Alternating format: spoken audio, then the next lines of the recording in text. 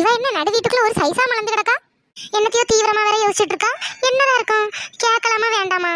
சவத்த வேண்டாம்ப்பா, அவ மொழியே சரியில்லை, நமக்கு என்னத்துக்கு வம்பு? இந்த முன்னாடி என்னத்துக்கு இப்ப அடுப்புக்கு மேல இப்படி ஏறி உட்காந்துருக்கு?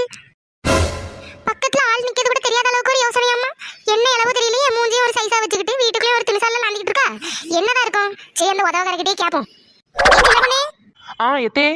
ஆமா, சின்ன பொண்ணு, நானும் காலையில இருந்து பாத்துட்டு இருக்கேன். ஒவ்வொரு முக்கா இருந்து என்னத்தையோ தீவிரமா யோசிச்சுட்டு இருக்கா. அப்படி என்ன விஷயம்? எத்தே, நானும் காலையில இருந்தே ஒன்னொன்னா யோசித்து பாக்கேன். என்ன வைக்கனே தெரியலத்தே. அட, நம்ம மர்மோல இது பொறுப்பே இல்லாதவன்ல நினைச்சோம். ஒரு கறி கூட்டு வைக்கிறதுக்கே இவ்வளவு பொறுப்பா யோசிக்கால. சின்ன பொண்ணு, ரொம்பலாம் யோசிக்காதமா. நான் தான் அவியல் காய்கறி எல்லாம் எடுத்து வச்சுட்டேனே, அவியலும் வச்சுட்டு ஒரு ரசத்தையும் வச்சிருந்தேன். என்னத்தே நீங்க சம்பந்தமே இல்லாம பேசிட்டு இருக்கிய? நீ தானே சின்ன பொண்ணு சொன்னா என்ன வைக்கலாம்னு யோசிச்சுட்டு இருக்கேன்னு, அதான் நான் சொன்னேன். ஆமா, எனக்கு வேற சுவாலியே இல்லை பாருங்க. நானே இன்னைக்கு வாட்ஸ்அப்ல எந்த போட்டோவை ஸ்டேட்டஸ்ல வைக்கலாம்னு யோசிச்சுட்டு இருக்கேன்.